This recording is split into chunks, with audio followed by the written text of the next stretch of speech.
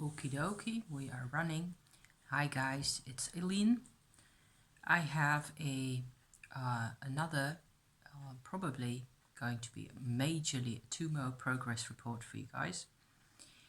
There have been developments. I'm feeling a bit insecure as to how well I will be able to convey any of this. I'm trying to, manage the things here. There's a couple of threads running together at the moment for me. So Tummo, let me first of all, for you guys who are new here, welcome. Tummo is a Tibetan originally meditation / energy work practice where it is not only a meditation as in mental focus, organizing your consciousness or focusing yourself on a particular image or an idea even. It is more than that, in that it is also an energy work practice. And it's a Kundalini yoga, basically. And there's a lot of intel out there about what Kundalini yoga is, and less, I feel, about what it does as you do it, or the day after, or 2 weeks after, and how it can actually help you in cases like my own. So I have 2 things to do here before I can tell you about my state of affairs. Maybe that's a new kind of a title that might be snazzy, I have to describe for people who are new here who I am in 3 sentences or less. And I have to describe what the hell Tummo really is and how it isn't really just Kundalini yoga, which already isn't your, New York pizza kind of a deal. So, esoteric matters. I am here and I do these things and I have a Tummo practice because I was not at peace in any way or form with my life. So if that is you, then maybe, I have intel for you that could be of assistance. And always what I say here, anything I have said on this channel in the past 2 or 3 years, 3 years I think by now, is my personal experience, and they're also my words. So you have to distill from whatever it is that I bring what you can use, right? It's never, this is a clothespin. You can only use it in one way. Whether I use it or whether you use it, the use of it will be more or less the same. Like this, right? Life is a bit more complicated than this.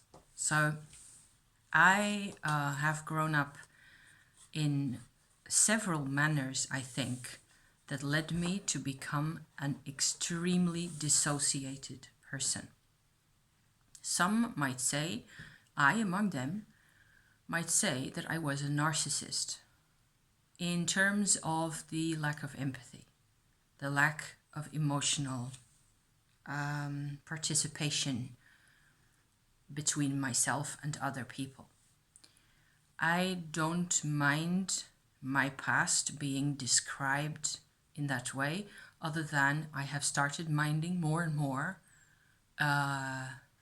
the actual content or lack of content of that life. The, if you like, dissociated frame of mind that I was in, frame of heart, frame of person that I was in, had causes in the past, not only my own personal past, but the past of my parents and grandparents. I am the child of 2 traumatized Second World War victims who survived the war as children, but who had scars. And their parents had other scars of often a different nature. My 4 grandparents were each and every one of a very different origin, very different,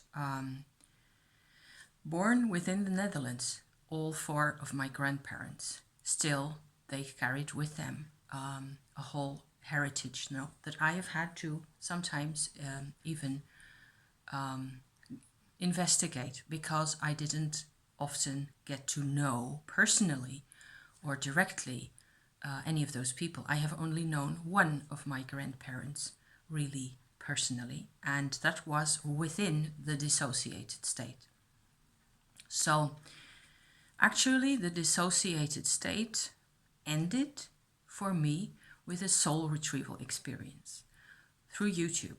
Brian Weiss, whose video I will link once again in my description to this thing here, put a soul retrieval session, hypnosis regression session, recording on YouTube ages ago. And I watched that and participated sort of involuntarily, I think is the word, in that in 2012. So by now, that is 8 years, 8 years and a bit ago. I had no clue what was happening to me. I did not have a soul retrieval practitioner or a shaman with me to help me do the things or protect me or provide any type of a backbone to the experience. I was on my own. My husband, who was part of my life and who was then also very much part of my life, had no clue what was going on, and he was himself in quite a bit of a mess in all sorts of ways. Certainly, as in 2012, we went through all sorts of economical and bankruptcy problems in our household, and I just fell into this. So I had no clue what to do with the information or the newly found soul part that has come my way. What to do with that? How to integrate her, if you like, characteristics with my own as I, walk around on this earth nowadays. I felt as if I had met a part of myself who was much more emotionally capable. And even though she was in great trouble at the time that I saw her during this regression, I could feel, and I was in awe, I suppose, of her character, her personality. She was a woman who in the late Middle Ages somewhere died giving birth to a child, and in prison also. So, and she was, to the extent that I've been able to, figure that out, however you figure that out during those 8 years afterwards, she was of a type of a gypsy descent, of a traveler's family that had arrived probably somewhere in the south of Europe. It was really hard to get more information, to get something clear out of that. It was a very extreme case of the soul retrieval experience that happened for me. In whichever way you like to interpret this, whether it was actually the thing that I described just now, or whether it was a psychological inner healing process type of adventure, I'm fine with either of those. It worked. Only it took a long time for me to become more aware of what was going on, what the possibilities were, and I'm still working on that. So what you have is a person who at first has really zero of a personal, emotional stand in life. I was like a pawn in somebody else's game, always. I have resisted the idea of blaming anyone in my family for this. I can easily blame both my parents for any of it. But as I know what their lives were like to a certain extent, certainly my mother's life, whom I grew up with, if you can call that growing up, she did what she could, and it was really very little in terms of she tried to physically protect me, basically, and that was it. So she used to give me healthy food and things like that. And she gave me clothes on my back. But it's more or less what they had done for her as well. And I believe to a large extent it is what they had done for my grandparents on her side as well, similarly. So it's not that they were poor people. They worked, they had jobs, they had standards, they had some education, certainly. On my dad's side also, they were musicians and artists more. So I do not feel comfortable putting the cause, the blame, to a certain extent. You can always blame your parents because they should have known better. To some extent, yes. But I do not feel comfortable believing that the cause of my troubles lies with them. That's different, right? I can feel mad at them and angry at them, and because they were idiots, if you like, and they should never have had a child. But then all of that was out of their hands. To a large extent, my mother, my mother only, she said often enough that she only had me because the doctor advised her for her hormonal troubles and her troubles with her hormonal cycle to have a baby, and that would sort her hormones out. And that's why she had me. So not because she wanted a baby at all or a child. She loved me in her way immensely. She was immensely attached to me and fond of me, but I more and more recognize all sorts of emotional patterns in her that I can also see belonged to her female ancestors as well. So a certain sense of clinging to a particular, desperately trying to protect a child and so on and so forth. Too many details already. I'm trying to summarize things, but it's really hard because it's a very convoluted story. I have talked a lot on my channel already about all these things, about where I come from. I moved house a lot and so on and so forth. It's very easy to believe that the cause of my troubles, my inner dissociated nature, if you like, as it was, that the cause lies with them, with my parents or my relatives or, all of it. Or to just give up about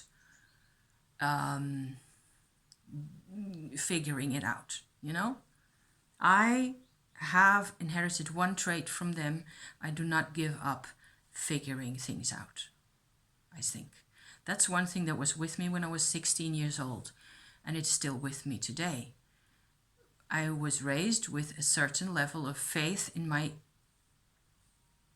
awareness, and that if you decide that this is different from that, or you feel that way, then that's the truth for you. And another person may have a different truth, even in exactly the same circumstances, which is why we have messes with family so often.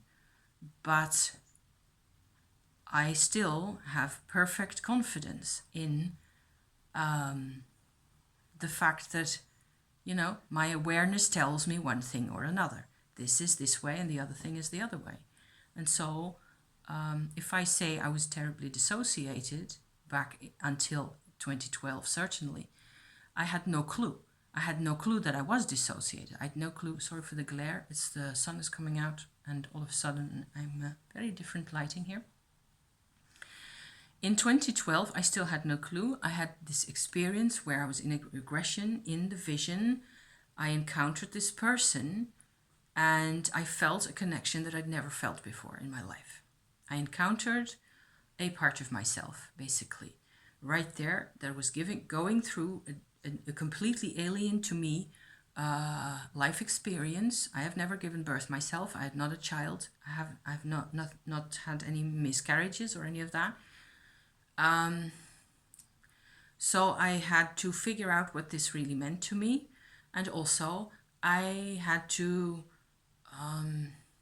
grow myself on this side to connect with her, if you like. Fast forward 3 years to 2015. At that point, I was in a kind of a situation where I had to make a decision rather quickly. And I was actually kind of forced to decide to really engage contact with this other part of myself. Up until that point, it was as if that part of me, the consciousness part, if you like, or soul part, had just sort of floated through my life, on and off. If I focused on her, she would come back, or if I remembered really strongly what the regression had been like, because memory was really clear, I could remember all that and pull it back towards myself a bit. But it was still very much like, even though there was this strong emotional resonance and I could feel this is a person who's really a part of me, I did not know how to integrate, my new magical word, right? Integration and becoming a new whole. That was the whole thing I had to do. I had to ask a sort of a spirit guide, if you like, to do that job for me. I was unable, from where I was sitting, to do the unifying. And okay, my spirit guide was a really good one. So they just did zip, and here's the whole new person. The next day, the next morning, I woke up a different person. It was extraordinary and gives me goosebumps to just to remember it even at the moment. I find now that, of course, afterwards, that's where the challenge really began, because now I had to start feeling things, and I was 48, okay? So this is by now 6 years ago, and 2015, so it's 5 years ago, really. I feel like it's been an age and a half, because I have had to learn and relearn all sorts of experiences and go through things where I tend to still suppress emotions, just like many people out there. Just, there's never been any room for you feeling that way. So you just repress it, just in case, even when that's not necessary. Yeah, I had to move because battery, things.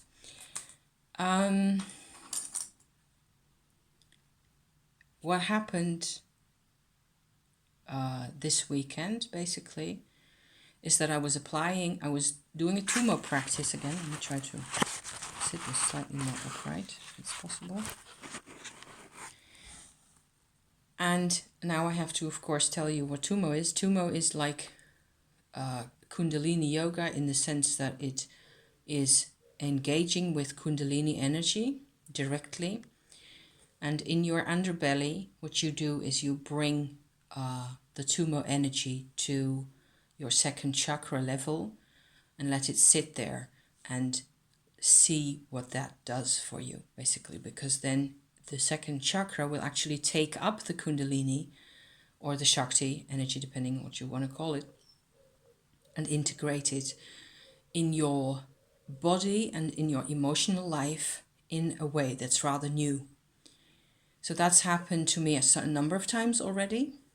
And what happened last Saturday was that I was doing just basic my Tummo practice, as I tend to do it.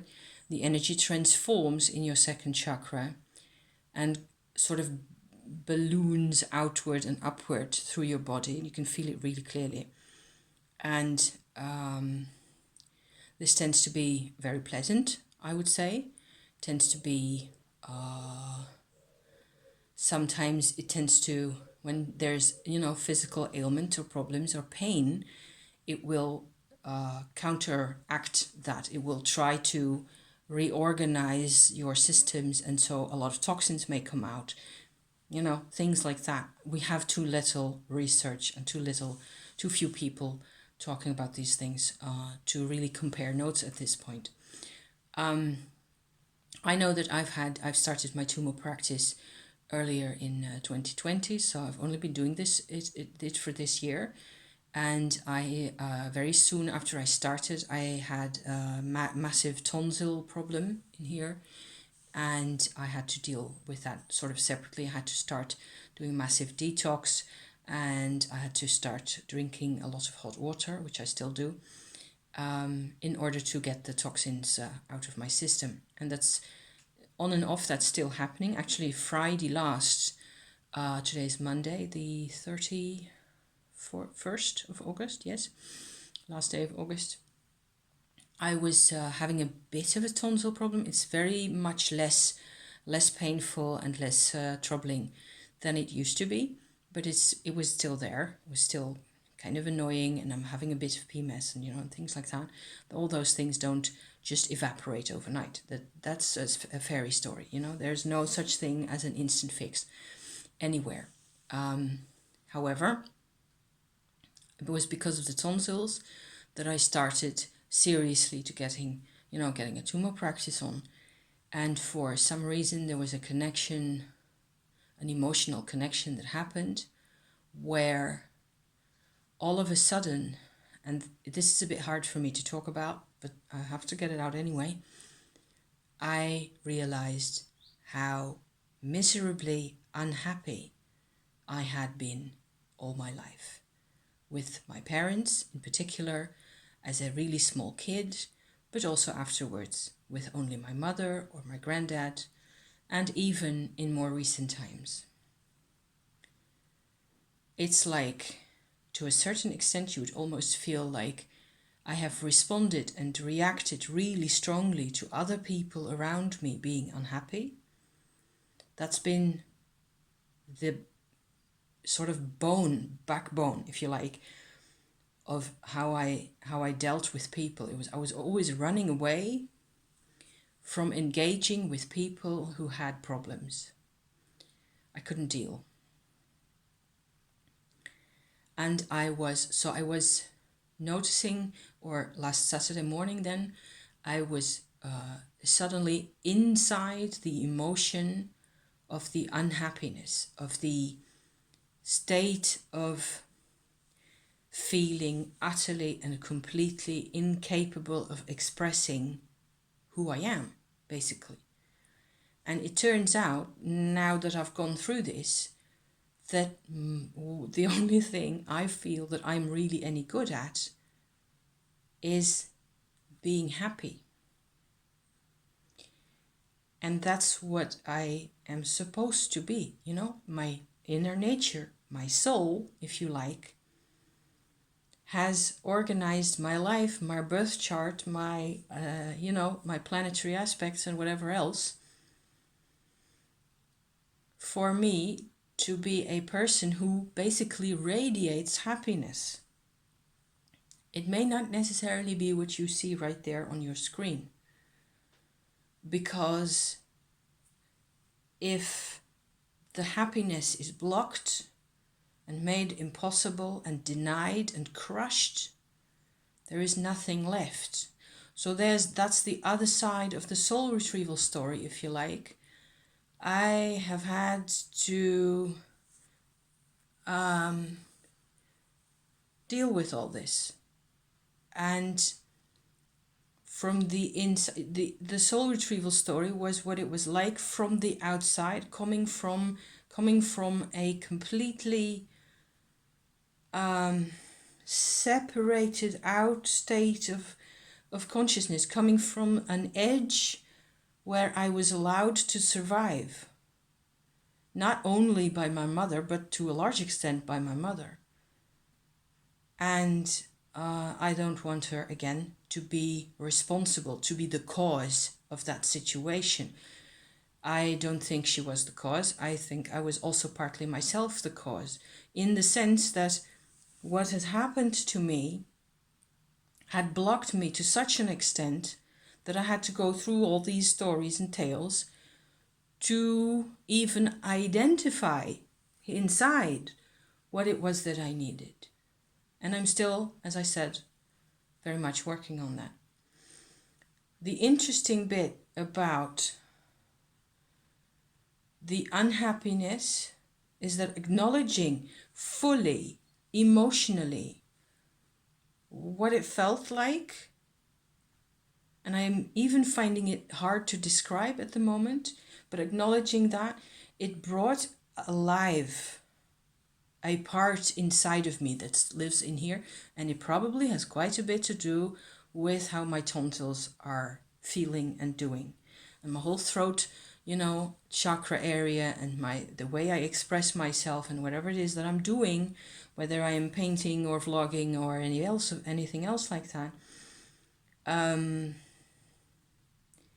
am noticing like little, you'd think of little golden sparks are happening to me now inside, where happiness is coming back. The happy that is my real inner nature. I don't know whether anybody out there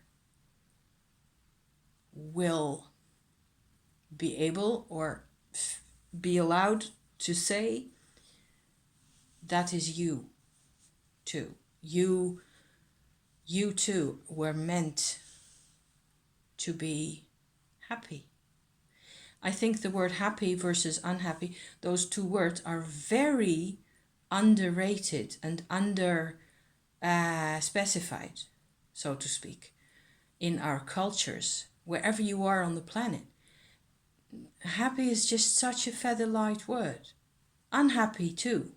It's like, yeah, I'm feeling a bit unhappy today, Inconsequential. Whereas to me, now that I start to think about it, I believe that you are only happy because you're in your vibration.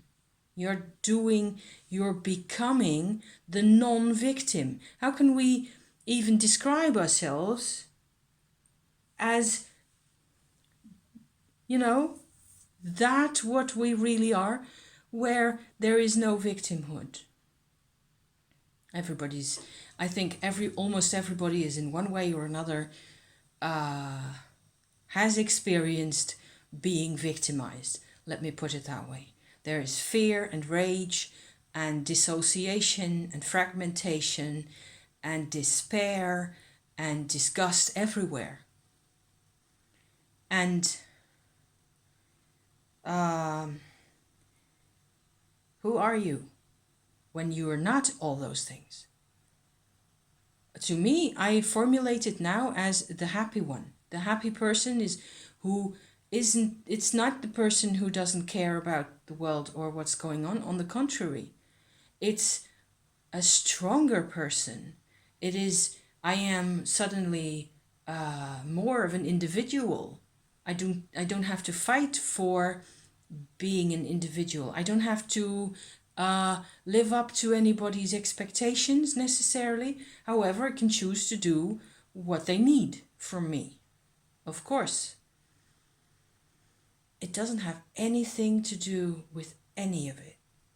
My being myself doesn't have anything to do with their expectations of me, with the things that I actually do or don't do. It's weird. The true nature. So this is what Tummo does also. Because as I was having my unhappiness moment, and I just felt completely overwhelmed at the time, I swear I was so miserable, to revisit, it was just a moment of utter clarity, of utter realness, of feeling completely alone as a 4-year-old. That's disgusting. That's bad, to be feeling completely and utterly abandoned by the two people that you love, and you feel like you might as well not exist. And so there was a lot of reality. And I've found before, and I've said so also in my Tummo updates, that Tummo does this. Tummo mercilessly brings out the real in your life. However, the secret then is to basically understand what's going on, to keep track of your perspectives, I suppose, and to know that what the Tummo gives you is the reality. And so you have to work with that. You have to adapt. And then, as a present, you get the positive side of whatever you have wrestled with. whatever it was that was hemming you in, that was boxing you in, or, I'm thinking suddenly of becoming a fossil, that's fixed you in a particular state of affairs, or a state, or a set of relationships, or whatever has fixed you dissolves through Tummo. So it's tough in the sense that I feel that I have to keep track of what it is I'm doing. Possibly, somebody who's got a more of an intuitive mindset, or is more emotionally, I don't know, easygoing with themselves inside, will just take it in their stride. So there's nothing to worry about, really. I have felt that I suppose that people are afraid of doing Kundalini practices for this reason as well, because they are afraid that they will become aggressive. They are afraid that they will develop even more resistance than they already have, and that they will not be able to control themselves. I will tell you now that what I have seen so far of my own life, all of it, that in the state where I was just basically put into a set of circumstances, inside and outside, whatever the causes and whatever the origins of everything, all that was not having any control. And I suppose you have to connect with your Tummo practice. So you have to take it slowly and proceed, as works for you, 1 month after the other. I suppose I'm really very impressed with the positive that it turns you into. The unhappiness was only the mirror image of the happy that is in my own natural makeup as a person. So it turns out this was actually rather a bit easier. I hadn't done that much thinking beforehand, or writing even. I am still in a bit of a kerfuffle over this, because it's affecting you. This does something to you. You only start on something like this, on this type of a practice, because you're done with being with doing the same things over and over again and not getting any change. Tummo really changes us back to factory settings, if you like. So if you think that's funny, give me a thumbs up. I will upload this right away. Thank you for watching, whoever is out there. I have seen that not many people get around to watching my videos nowadays. I will still keep at it doggedly, as it is the place where I go anyway. Thank you so much if you've come along today, and I will be talking again quite soon. Okay, be well, be safe, and see you then. Okay, ciao.